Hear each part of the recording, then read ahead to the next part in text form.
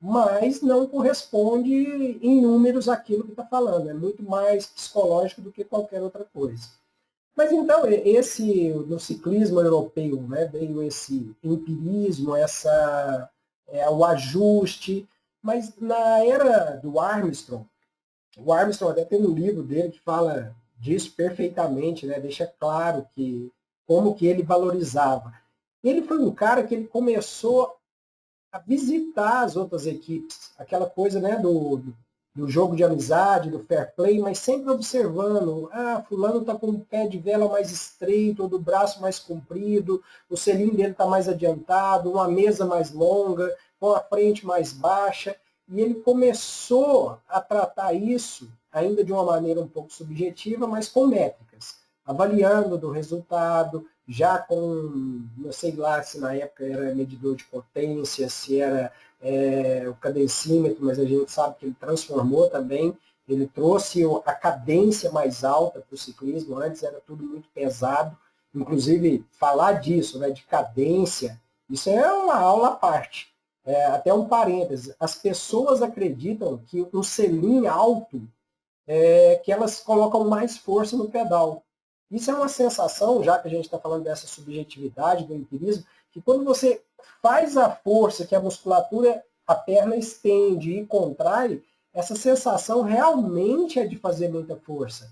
Só que o desgaste muscular para isso é muito grande também. Da mesma forma que um selim muito baixo, você não consegue imprimir a força e sobrecarrega muitas articulações. Mas acaba dando a sensação de força e de fraqueza. Mas o que precisa é achar o ponto exato. Então isso acaba enganando. Só um parênteses. E o Les trouxe isso quando o americano ele é muito ligado nessa coisa, né, de métrica.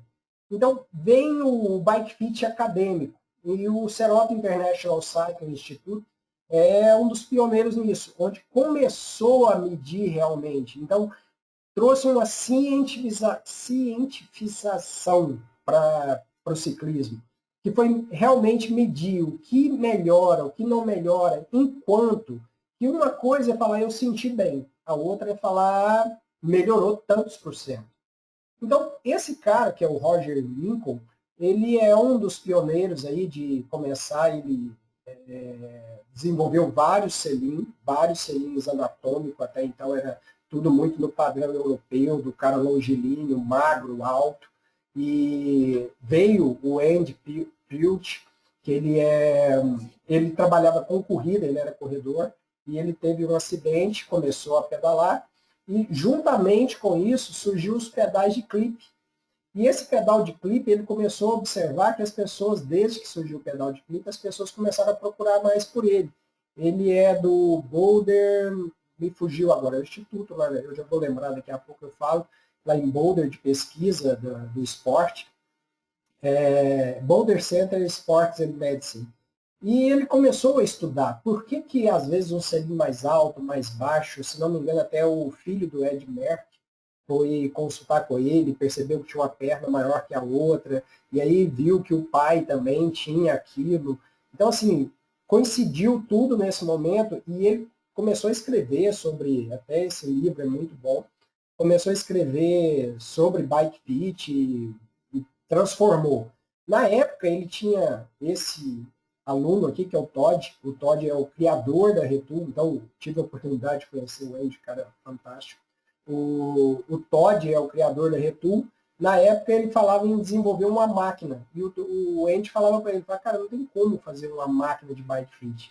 Mas então o Todd, que é esse cara aqui, que era aluno do Andy, desenvolveu a Retul, que é o equipamento que eu uso hoje. O que é a grande vantagem da Retul? Ela passou a quantificar o bike fit. Então, além de quantificar, qualificar. Quem já fez sabe, a gente coloca esses fios aqui na pessoa. Então, são duas pessoas que eu valorizo muito, que é o Todd e o Ivan O'Gorman. Para mim, são os caras que sabem muito de bike fit. E eles transformaram nesse software. Esse software, o interessante dele é que muitas pessoas seguem, né? Falam, se ficou verde, tá bom, se tá amarelo, não tá legal. Na verdade, não é bem assim. Isso aqui nós temos os parâmetros, que são os ideais, Mas aí nós precisamos levar em consideração a avaliação física. Por exemplo, se tem uma pessoa que tem deixa eu pensar aqui, pouca força no abdômen, então pode ser que às vezes aqui o grau de inclinação do tronco ao solo não fique verde.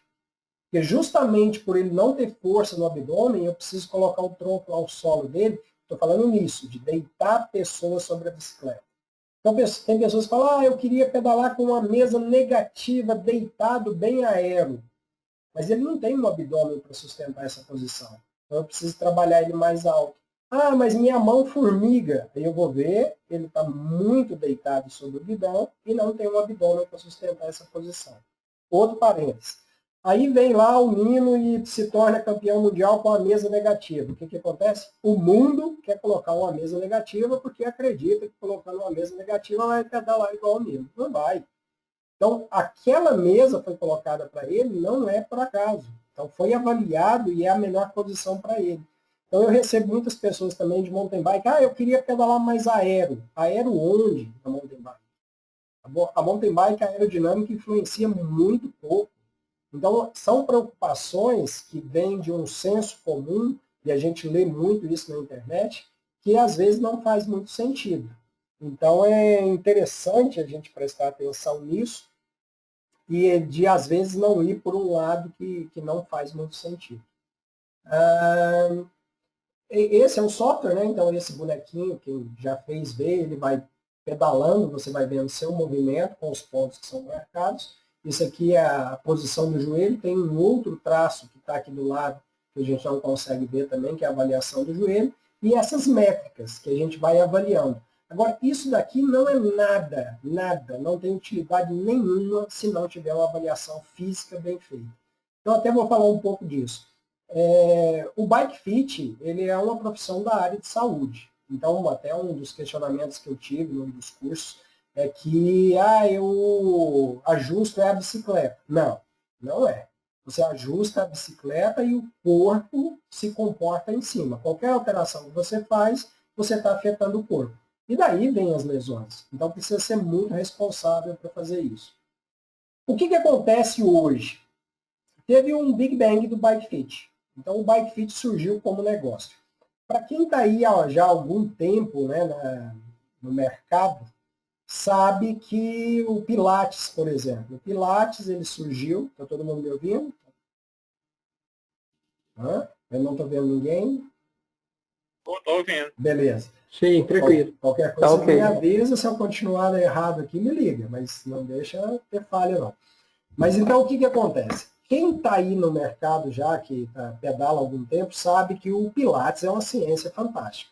E o Pilates ele tem um fundamento muito interessante, que revolucionou, né, a área esportiva, mas em cada esquina hoje a gente encontra um estúdio de Pilates e às vezes a gente precisa matricular em 1, 2, 3, 4, até achar aquele que realmente domina a ciência.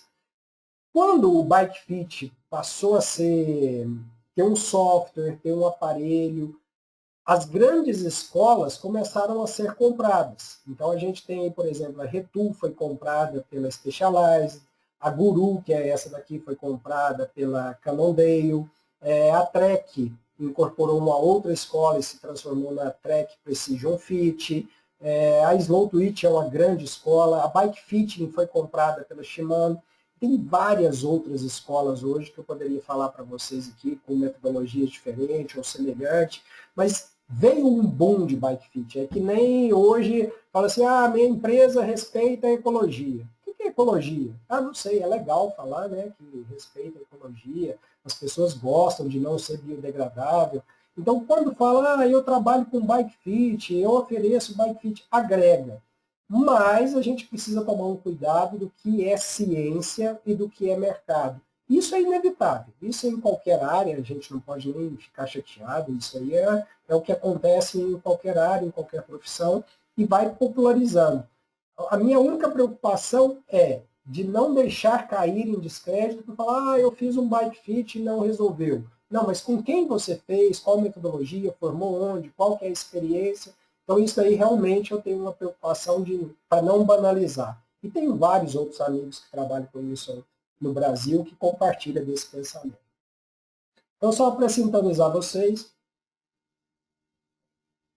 eu sou de uma geração que sonhava em ter bicicleta, então tive a primeira bicicleta lá com 12 anos de idade, era meio de transporte, aquilo que o dia que minha mãe me deixou ir no supermercado de bicicleta, eu me senti um homem, né? Opa, eu já vou no supermercado de bicicleta. Então era quase que um gesto de confiança aquilo. E desde que eu comecei a pedalar aos 12 anos, nunca mais parei, tive Caloi Cross, Caloi Cruiser, tudo isso aí que o pessoal mais velho conhece. A primeira bicicleta, vamos dizer, de verdade que eu tive foi uma Speed, né, que na verdade a nomenclatura é Road, e fui fazer faculdade, que é uma história muito parecida com a de todo mundo também, que para a prática esportiva, e quando eu voltei, eu comprei uma mountain bike. Aí o Márcio vai lembrar disso, já lá em Tumbiara, quando eu trabalhava lá, e pouco tempo depois, eu falei, caramba, eu pedalei speed durante muito tempo, sempre quis ter uma speed boa, eu quero investir, e voltei a pedalar speed. Nessa época, eu criei um site, né, fazendo mountain bike, que é esse, o Biocicleta. Muita gente acha que o Biocicleta é novo, o Biocicleta é de 2005, 2007, por aí. E relatava viagens, aí, cicloturismo que eu fazia, já fiz Caminho da Fé, Circuito do Vale Europeu, Estrada Real, um monte. Comecei a participar de competições de mountain bike. Nessa época, a revista Bicicleta me convidou para, por meio do site, né, para tornar um redator, um colunista da revista. E nessa época, assim, eu já tinha mais bicicleta na minha vida do que qualquer outra coisa. E veio um overtraining com uma lesão. Nessa lesão, eu fui atrás de um profissional. Eu já estudava bike fit, traduzia artigos de revistas internacionais, publicava no Biocicleta, publicava na revista Bicicleta, e já estava muito grande isso na minha vida. E quando eu procurei por um profissional, eu descobri que o que mais existia era benzedor. E falei, caramba, eu preciso tanto de um bike fit hoje, não acho um profissional, eu vou aprender a fazer isso. E fiz um bike fit, que foi muito bom, e esse cara me ensinou a fazer bike fit. Fiz um curso com ele. Contando um pouquinho, a minha formação acadêmica é em ciências biológicas, eu tenho mestrado em genética e bioquímica. Trabalhei, tive uma carreira acadêmica universitária por mais de 10 anos como professor universitário e coordenador de curso. Eu valorizo muito uma pessoa para trabalhar com bike fit, ela precisa ter uma formação universitária na área de saúde. Ela tem que ter entrado no laboratório de anatomia, estudado cinesiologia, fisiologia, ela tem que ter essa noção. Então, isso é uma das coisas que eu defendo. Já volto no outro assunto. Então, fiz lá o curso de bike fit, me especializei em road bike, mountain bike, triathlon, as bicicletas de contra-relógio e as urbanas de uma maneira geral, que são essas que estão no mercado hoje, né? Então, até a pessoa que quer fazer um pedal recreativo, eu brinco que tem 2 rodas, eu estou em cima. E isso daqui é uma outra coisa que eu valorizo, de ter aprendido a fazer o bike fit na unha. Então, com o goniômetro, com avaliação de ângulo, anotando em Excel, criando sistemas e tendo evoluído com a tecnologia à medida que ela foi surgindo. Então, isso me facilita hoje muito, às vezes até de olhar para alguém e falar, o selinho está baixo. Você fala, quanto tem que subir? Não sei. É outra história. Uma coisa é você saber que não está legal, a outra é o que precisa fazer. E aí veio que resolvi deixar a faculdade, resolvi criar o estúdio e fiz uma experiência internacional, que foi lá no Boulder Center Sports of Medicine, aquilo que eu falei para vocês. Hoje eu tenho certificação pela Federação Espanhola de Ciclismo, sou o único latino-americano membro da Medicine of Cycling, também tenho certificação pela bikefit.com, sou o representante da Viva no Brasil, quero falar para vocês disso aqui. Trabalho com o sistema Retool e sempre gostei de visitar, por exemplo, a Interbike ou a sede da Specialized lá em Morgan Hill. Esse é o túnel de vento lá, acho que isso agrega demais. Já entrando direto agora no nosso assunto, né, por que não fazer? Às vezes eu fico olhando para cima, que tem uma tela aqui. Por que não fazer bike fit? Aí vem, né? Eu fiz bike fit, não adiantou. Aí eu vou voltar naquela pergunta. Com quem você fez? Qual a metodologia que foi utilizada? Você alterou alguma coisa sem falar com o fitter? Ou você saiu de lá, não se sentiu bem? Tem pessoas que falam, eu fiz o fit, No primeiro pedal eu não gostei e abaixei meio centímetro. Então, quer dizer, perdeu toda. A gente é acostumado a pensar linear, né? A gente pensa, se eu estou sentindo dor na mão, eu chego o selim meio centímetro para trás. Ou então eu vou tirar um espaçador do guidão. Quando você tira um espaçador do guidão, você não está mexendo no guidão. O seu quadril ele vai rodar, porque vou tentar ficar de lado. Se você abaixa e faz isso, o seu quadril roda. Então, provavelmente vai pressionar mais o períneo, testículos, no caso das mulheres vai pressionar grandes lábios, virilha. Então, não é simplesmente, a internet ela traz muito isso, né? E até às vezes a gente joga, eu comprei um quadro grande, mas eu vou colocar uma mesa menor e vou trazer o selim para frente. Cara, se você trouxe o selim muito para frente, o seu joelho passou do ponto onde ele deveria estar, você perdeu o fit. Então, não dá para pensar nisso, eu fiz e não adiantou. Inclusive, uma das coisas que as pessoas questionam é falar, cara, o seu bike fit tem retorno? Tem. Tem retorno, a pessoa tem algo, está tudo descrito, quanto tempo depois ela pode procurar, que ela precisa pedalar naquele período. E a taxa das pessoas que me procuram é muito pequena, porque vou conversando, quem já fez sabe disso, e tentando entender e colocando na posição. Mas, às vezes, no período de adaptação, pode ser que a pessoa sinta algum desconforto e seja necessário rever. Não sou atleta e não vou competir. Pessoal, quem mais precisa de um bike fit é o ciclista amador. Por quê? Vamos imaginar o exemplo do Haroldo aí na semana passada. É mais fácil um jogador de futebol de final de semana passar mal, ter um infarto, do que um atleta. Então, da mesmo raciocínio, a gente pode pensar do bike fit. Aquele que é atleta, que é competidor, ele tem uma estrutura física, uma musculatura que sustenta até um posicionamento errado. Agora, o amador, o que começou a pedalar recente, ou que pedala 2, 3 vezes por semana, de maneira recreativa, ou segue uma planilha amadora, esse tem um risco grande de lesão. Qualquer milímetro que está fora do lugar pode acarretar uma lesão grave e até comprometer o esporte dele. E a outra coisa que eu falo, a gente não vive disso, então eu preciso trabalhar no outro dia, eu não posso correr o risco de ter uma lesão e atrapalhar o meu dia a dia, sei lá, no escritório, no banco, seja onde for. Então a gente precisa ter um cuidado em relação a isso. Essa bike não é a minha definitiva, isso aqui até define aquele cara, eu tenho uma vontade de fazer bike fit, mas eu não vou ficar com essa bike agora. E você encontra o cara no ano que vem, ele está na mesa, porque eu estou querendo trocar de bike, estou esperando a bike certa. Cara, resolve o problema que você tem na mão. Vou dar um outro exemplo aqui. Tem pessoas que falam, eu queria avaliar para comprar uma bike. Você quer trocar de bike? Não, é que eu não estou sentindo bem na minha. Você já ajustou sua bike? Não. Vai lá no estúdio, ajusta, deixou de fazer a troca, porque faltava um detalhezinho para sentir conforto. Então, essa de não é a bike, qual que é o problema que você tem na mão hoje? Eu tenho tal bike, sinto tal coisa. Vamos resolver.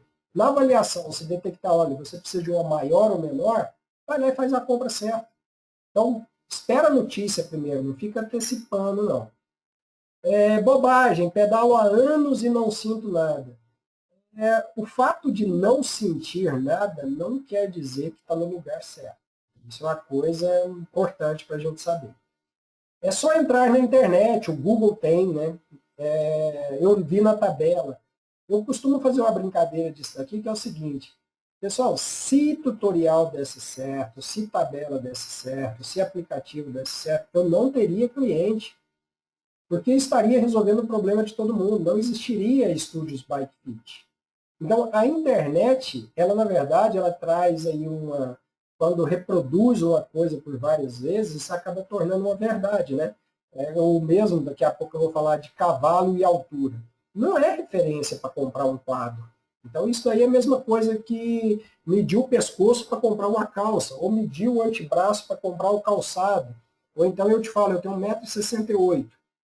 Que sapato que eu calço? Aí você vai me dizer 40. Eu digo, olha, tem um tênis nos Estados Unidos de corrida que custa 2.500, um amigo meu está trazendo. Eu posso comprar o 40, você me garante? Você fala, não garanto não. É a mesma ideia. Então, arriscar um número É fácil. O problema é garantir que ele dá certo. Tenho medo que o meu quadro esteja errado. Isso é uma bobagem. A gente precisa realmente descobrir se ele está certo ou errado. E mesmo que ele não seja o certo, nós precisamos ajustar esse quadro para tirar o maior proveito dele.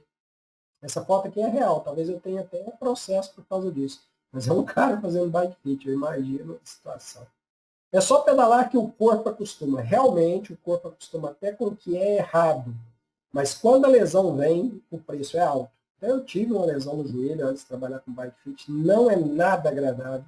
Foi 6 meses de fisioterapia e com medo de não voltar a pedalar. E olhava para as bicicletas e para as roupas e pensava, o que eu vou fazer com isso? Então, e assim, até eu falo isso, né? Semana passada eu falei, quando você procura um médico, vai em um médico que pedala. Porque é muito fácil falar, olha, você não pode pedalar mais, mas isso pra gente significa muito, isso faz parte da nossa vida, né? É difícil tirar a bicicleta da nossa vida. E por que fazer bike fit? Para mim, eu considero o aproveitamento da energia da pedalada. Então, o bike fit ele não deixa ninguém mais forte. Você não vai fazer bike fit e vai ganhar força, não. A força é sua. O que muda é o quanto você consegue transferir essa força para a bicicleta. Esse é o ponto. Então, eu pedalava tantos watts, fiz o bike fit e ganhei 3 watts. Esses watts já eram seus. Você foi otimizado para transferir isso para a bicicleta. E tem um outro ponto interessante nisso daqui.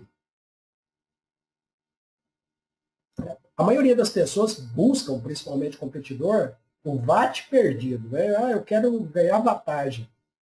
Existe uma coisa aqui embaixo, que é a economia e eficiência do movimento. Eu quero falar disso aqui para vocês, que isso para mim é o ponto-chave. Então, o Bike Fit ele previne lesões. Hoje atendi um rapaz, posso até mostrar depois para vocês. Ele pedala 1 ano e meio numa posição que a carga estava toda sobre as articulações, toda. Então, eu não sei como que ele não teve lesão, era para ter tido. É o maior conforto, porque a bicicleta, a única coisa que você precisa sentir é prazer e vontade de pedalar. Eu sinto aqui, o selim te incomoda? É o normal. O que é o normal que incomoda o selim? O selim ele não pode te incomodar. Sua mão adormece? Aquele normal. A mão não pode adormecer. Então, esse conforto ele tem que ser geral. Você pode ter uma fadiga, que é o que eu cito. Por exemplo, eu vou para São Paulo dirigindo. Eu preciso parar e dar uma espreguiçada. Eu vou no posto, dou uma enroladinha, faço um lanche, mas da fadiga do pedal. Mas o desconforto ele não pode existir. O ganho de potência, e para mim, que é isso aqui que eu quero ressaltar para vocês, que é a economia e eficiência do movimento. Deixa eu tentar explicar, acho que vocês estão me vendo aqui na câmera, né? Se eu tenho uma amplitude da pedalada, se o meu pé gira pedalando, para que eu vou fazer uma amplitude maior? Então vamos entender isso. A musculatura ela contrai e estende. Se a musculatura nesse ponto já contraiu o suficiente para imprimir a força, para que eu vou trazer ela lá no final? Para gastar energia à toa? Então Carlos, o que eu gosto de fazer o meu bike fit? Porque eu não quero ser forte no primeiro e segundo terço de qualquer pedal. Eu quero ser forte no final. No último terço é quando todo mundo quebra. Se eu tenho perna nesse último terço para pedalar confortavelmente, os atletas de competição, se eles têm perna suficiente para chegar no sprint, acabou, meu irmão. Acabou. É ali que é decidido. Então, pegar uma roda, segurar uma roda por 1 hora, 2 horas, é tranquilo. Segura a terceira. E chega inteiro para o sprint. Então, esse é o detalhe. A gente vai fazer um pedal aqui, a gente vai para Uberaba. Beleza. Quando estiver chegando em Uberaba, é que você tem que estar inteiro na bicicleta. Então, quando você economiza na pedalada, na amplitude da pedalada, preserva a sua musculatura, torna esse movimento eficiente, você tem eficiência durante todo o pedal. Por que fazer bike fit? Se você tem uma casa que foi construída, você certamente tem uma planta dela. E isso é muito bom porque você decide reformar e fala, cara, eu quero tirar essa parede aqui. Pode tirar, a casa não cai. Então, você vai lá e tira a parede e a anela de sustentação e a casa vai para o chão. Então, eu quero furar aqui. Será que tem um cano aqui de baixo? Então, quando você faz um bike fit, e eu gosto muito dos clientes que eu tenho histórico, que atendo aí há, sei lá, 5 anos, 6 anos, é muito bom poder acompanhar, porque você já entende como que o corpo da pessoa responde, até onde pode levar essa pessoa, o que ela ganhou, o que ela perdeu. Esse histórico é fundamental. Todos estão em busca da receita pronta. Né? Se eu subir aqui, o que acontece? Qual que é a posição que eu coloco? Eu vi na internet que se eu tenho tanto de altura, tanto de cavalo, eu devo fazer. Não existe, pessoal. Esse raciocínio ele não é linear. Quando a gente trabalha com o sistema biológico, eu, há 3 anos atrás, pesava 20 quilos a mais. Eu perdi peso, e a perda de peso não foi isso que fez mudar. Mas quando eu perdi peso, eu ganhei musculatura e ganhei mobilidade. Eu sou outra pessoa. Então não tem como. Eu retirei espaçadores, eu aumentei comprimento de mesa, eu subi o meu selim, porque o meu corpo mudou. E talvez eu tivesse até que trocar de tamanho de quadro. Não foi preciso na época. Mas poderia ter acontecido isso, sendo a mesma pessoa. Então não existe essa receita, eu pedalei, me senti bem na bicicleta e já tem 1 ano eu não estou sentindo bem. Seu corpo mudou. Você precisa readequar a bicicleta ao seu corpo. E tem uma coisa bem interessante, eu vou trazer isso aqui para vocês, que se isso ficar na cabeça de vocês, eu estou tranquilo. Bike se compra pela caixa de direção e não pelo seat tube. Então, para quem não sabe, o seat tube é aquele cano da bicicleta, onde tem o cano do selim que corre para cima e para baixo dentro dele. Então, quando a gente fala num quadro 17, num quadro 19, é aquele quadro, é aquele tubo que está sendo medido. Então, aquele ali é o mais fácil. Você tem ali pelo menos 30 centímetros para jogar para cima e para baixo. Agora, quando a gente vem aqui para a caixa de direção, então aqui, esse que eu estou mostrando para vocês, isso é o seat tube. Então, se a perna desse cara aqui está flexionada, sobe o selim, traz ele aqui, se precisar. Agora, o que faz com essa frente aqui? Essa frente não tem espaço para corrigir. Aí, se precisar ficar mais comprida, a gente aumenta a mesa até um determinado ponto. Mas chega num determinado ponto que é pequeno. Tem pessoas que fazem o bike fit e falam assim, nossa, eu fui lá, fiz o bike fit, ele mudou minha mesa muito pouco. Passou de uma de 9 para uma de 10. Beleza. A maioria das pessoas aí vai estar entre uma mesa de, vamos colocar, de 80 a 110. 80, 90, 100, 110. 3 centímetros, a maioria das pessoas estão aqui. Se eu passei de 80, né, 90, 100, 110, 3 centímetros, se eu mudei 1 é 30%. Então, cada milímetro vale muito dentro de um bike fit. E quando a gente pensa isso em ângulos, então como que eu compro uma bike correta? Você precisa saber o que é seat tube, top tube, slope de cavalo e altura. Você mede aqui o cavalo, joga nessa tabela. Essa daqui é uma tabela de mountain bike e essa é uma tabela de estrada. A outra coisa que você pode fazer é, para ajustar, né, naquele foi para comprar, quem nunca fez isso, atira a primeira pedra. Eu já fiz. Então, a altura da cintura, você mede aqui, o selinho. Então, você senta, estende a perna, o calcanhar encostou, o guidão até o antebraço é a distância que o selinho tem que estar, você apoia o calcanhar no pedal estendido, o joelho alinhado com a ponta do pé quando você flexiona, e o guidão deve esconder o eixo dianteiro. Pessoal, se isso daqui e isso funcionasse, eu volto naquilo. Não existiria bike fit. Estaria resolvido. Isso não resolve.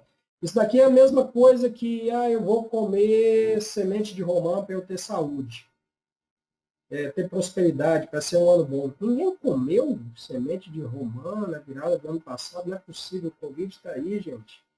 Então, isso não funciona. Eu vou passar o ano de amarelo, de vermelho, de amarelo, né? Vou passar de amarelo porque é dinheiro. Só serve para a pessoa descobrir que você está quebrado sem dinheiro e está querendo dinheiro no próximo ano. Então, isso não funciona.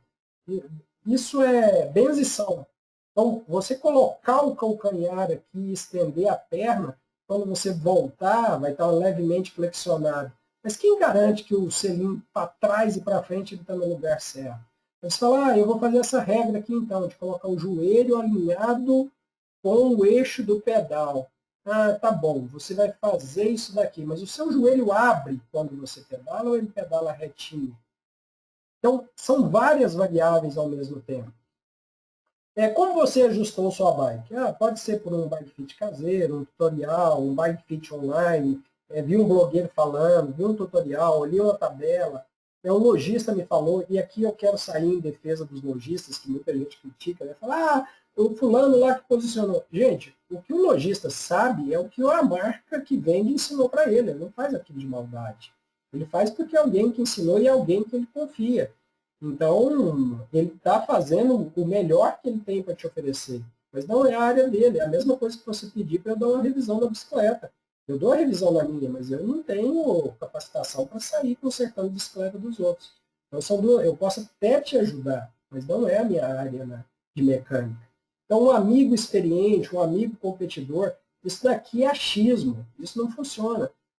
Eu fiz um bike fit, aí entra naquilo que eu falei com vocês. Quem é ele? Qual que é a formação? Qual que é a experiência? E aqui é o que todo mundo quer saber, né? Então, quando a gente vai, eu vou falar para vocês em 3 pontos de contato. Se vocês pensarem, quando a gente entra em contato com a bicicleta, que ela se funde numa peça única, o que vai interessar para a gente?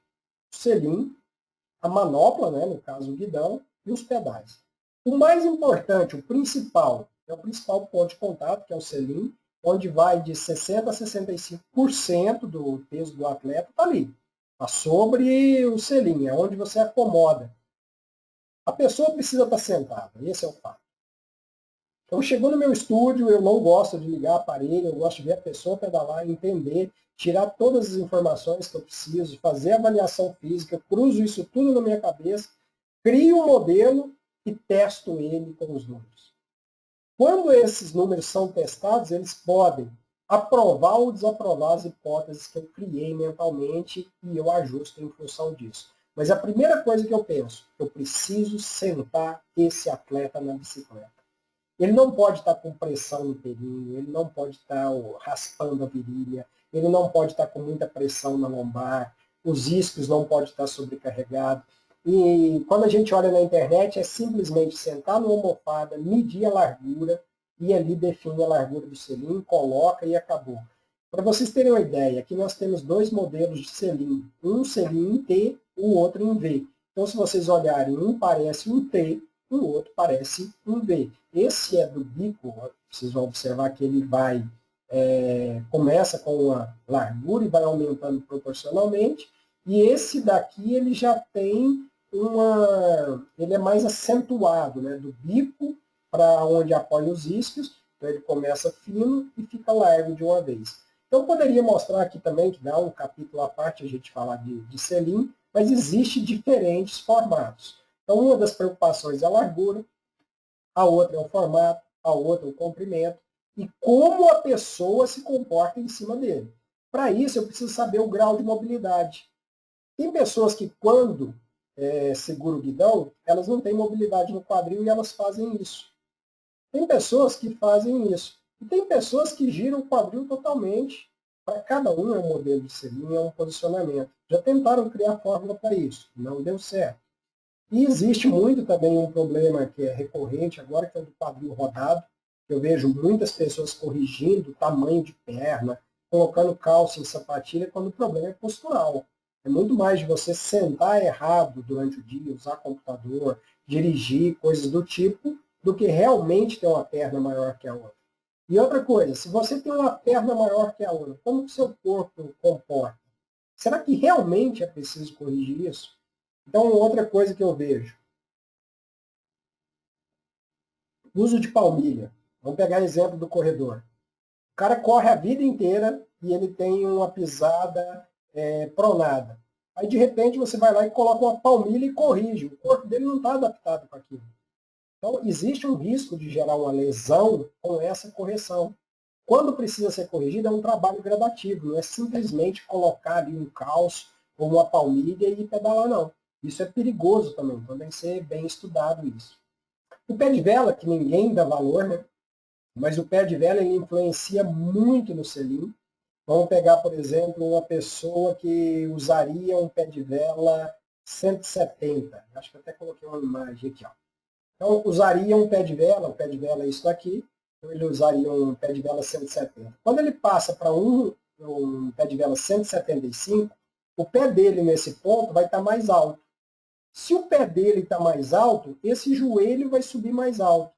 Mas se ele não tem mobilidade, o que vai acontecer com o quadril? Sobe. E a pessoa rebola na bicicleta. Aí fala, meu selim está alto. Não, não é o selim que está alto. É o seu pé de vela que está errado. Então, esse pé de vela, ele também é fundamental para a amplitude da pedalada e desgaste muscular. Então, a gente precisa conciliar tudo isso.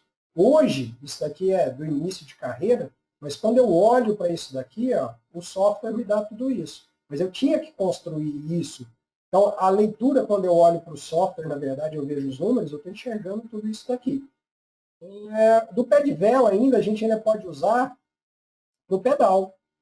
E o pedal, quando ele vem aqui embaixo, né, pessoas acreditam que quanto maior o braço do pé de vela, na verdade, da pé de vela, né, quanto maior esse braço, que mais força faz. Isso não é verdade.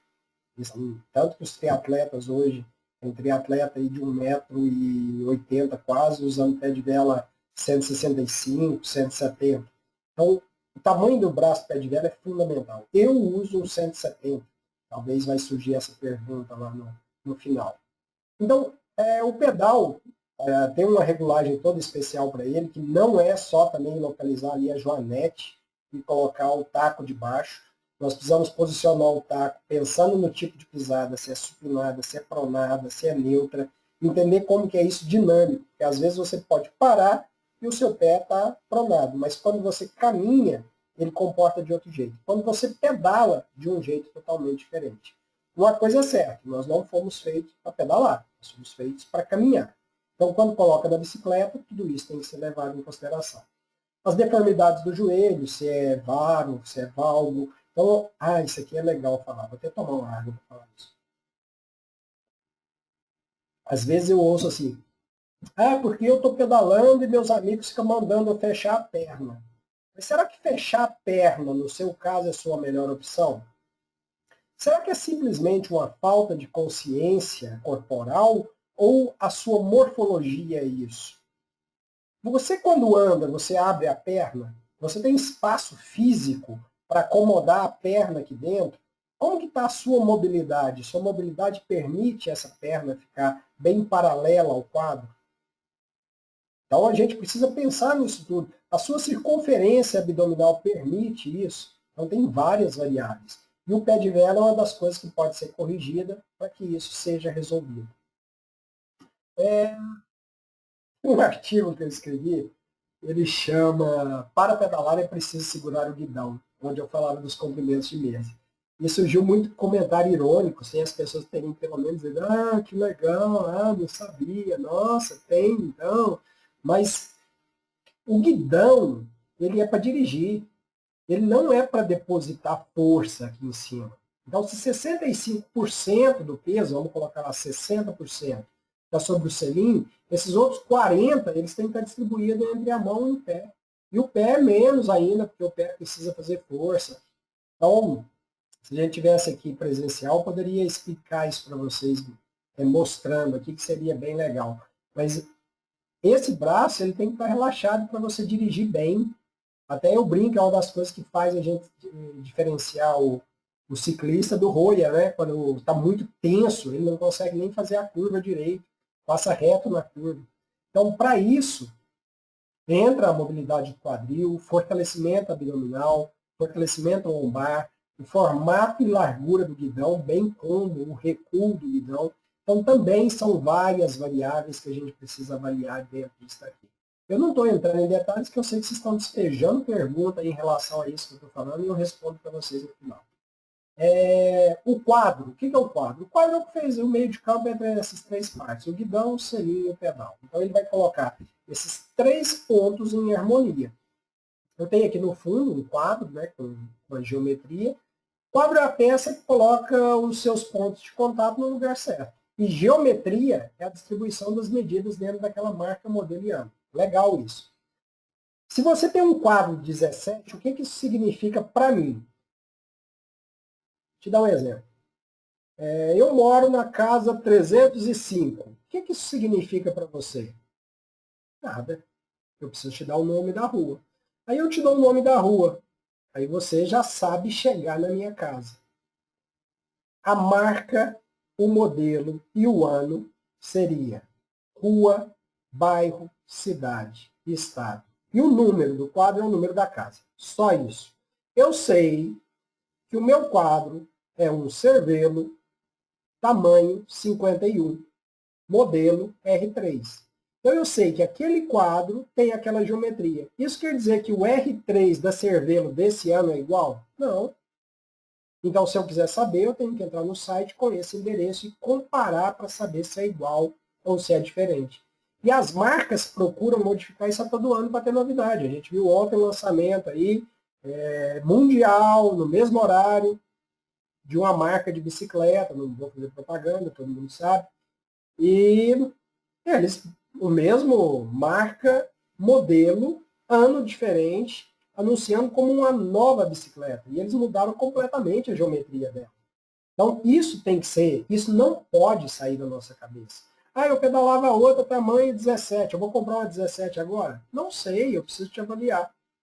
Então, o número do quadro nada mais é do que o endereço da bicicleta. Para vocês terem uma ideia aqui, ó, de geometria de quadro, vocês vão perceber que a maioria dos quadros segue uma proporção, então ele cresce para cima e para frente. Vocês vão perceber que as grandes mudanças são aqui no meio. Ó. Quando a gente começa o primeiro, o segundo e o terceiro risco, eles são praticamente o mesmo comprimento, eles só mudaram a altura. E aqui no finalzinho já vai mudando muito pouco no comprimento e a altura também vai mudando.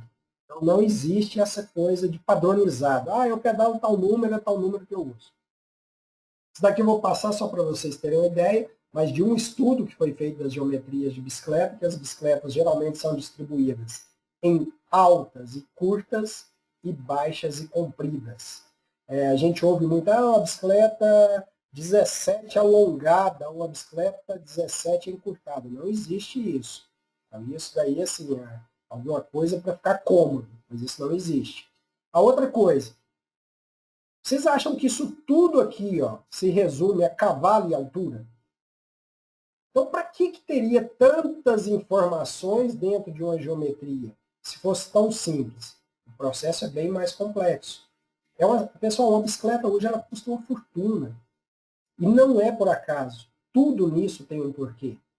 Então, um estudo de caso. Uma pessoa que fez o bike fit em uma bicicleta tamanho 17, uma M, a bike ficou perfeitamente ajustada. Ela agora vai trocar de bike. Então, de posse do relatório do bike fit, ela pode comprar a bike nova no tamanho 17, a M. De posse da bike, basta ajustar de acordo com o relatório do bike fit anterior. Então, eu vou começar por essa daqui. Ó. Não funciona transferir medidas de uma bicicleta para outra. Ah, mas é melhor do que nada. Não funciona. Quando você pega uma bicicleta, você tem uma Cannondale K8 e passou para uma Cervelo R3. Ah, eu vou pegar a altura do selim, que a altura do selim não muda. Muda.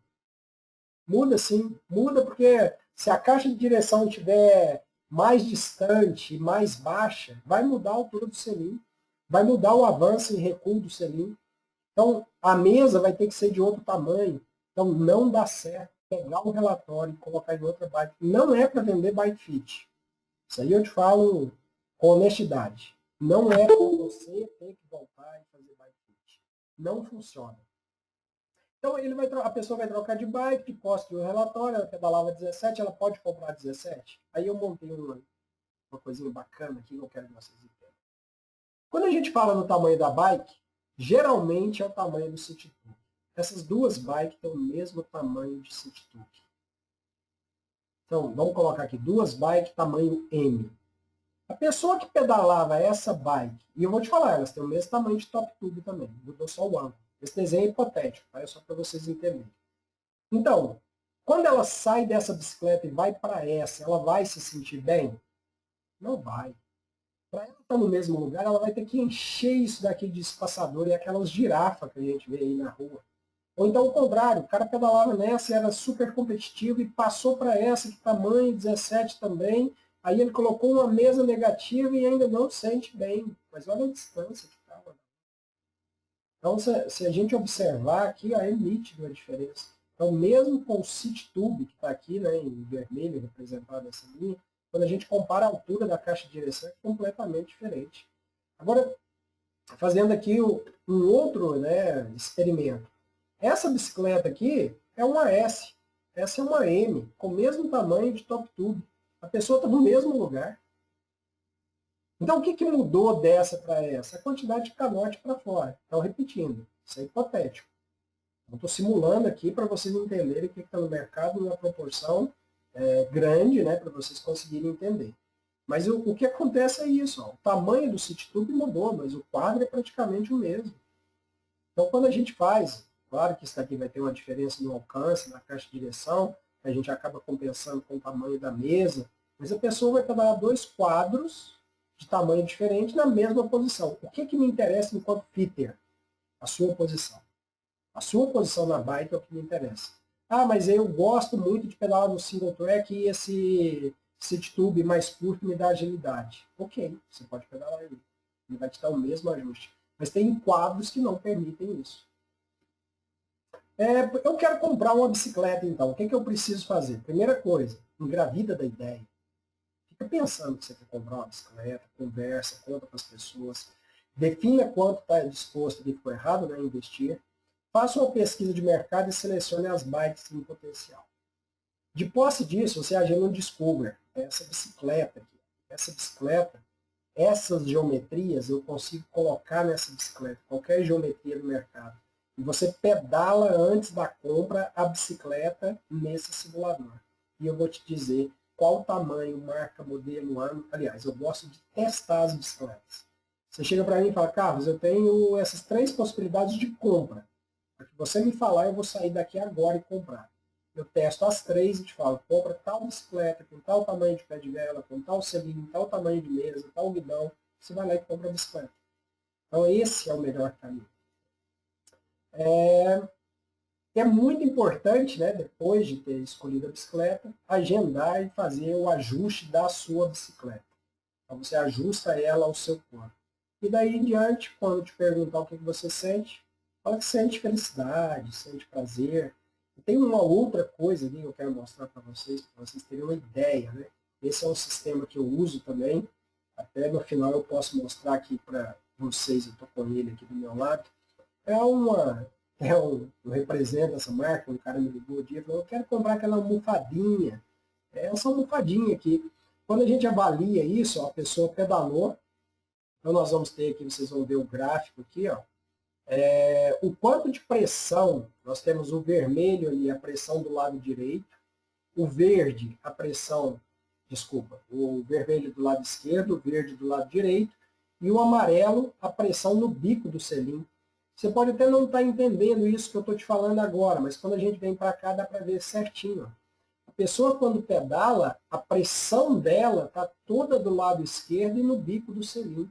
E desse lado aqui, ó, não tem pressão. Se a gente olhar os principais pontos de contato, está aqui e aqui. Aí fala, eu quando pedalo, eu tenho parestesia, um formigamento no pênis. A gente começa a entender de onde está vindo isso.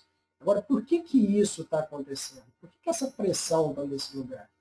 Será que é um taco mal colocado? Será que o selim está adequado? Ou é só a posição para frente e para trás? Então, são informações que vão aparecendo que a gente vai cruzando. E aqui eu tenho isso em forma de números, que eu tenho aqui, por exemplo, a frente, a pressão. Quanto que está a pressão no bico do selim? Ou a rotação do quadril, quanto que essa pessoa senta torto. Tem um outro gráfico que é muito bacana, ó.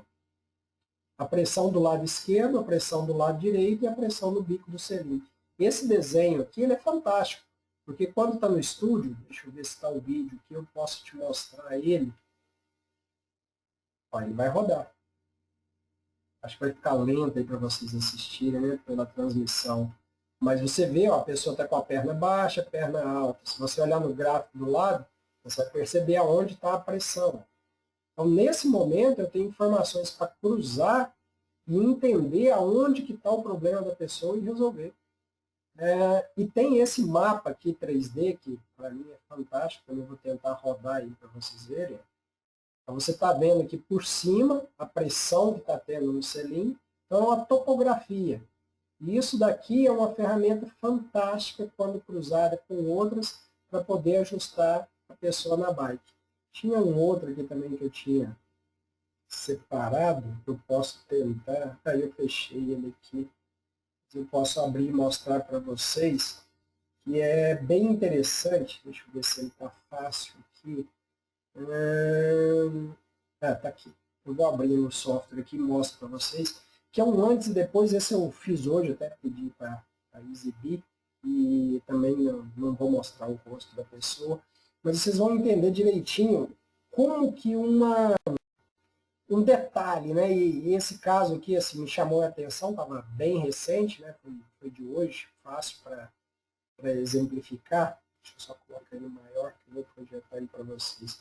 Mas o cliente chegou e ele falou: Carlos, eu não estou sentindo muito bem na bike, falou o que ele sentia, e aí ele me disse, ele falou: olha, eu estou querendo muito colocar uma mesa negativa, porque eu acho bonito, e isso assim é constante, recebo muito isso de mesa negativa, né? Realmente é bonito.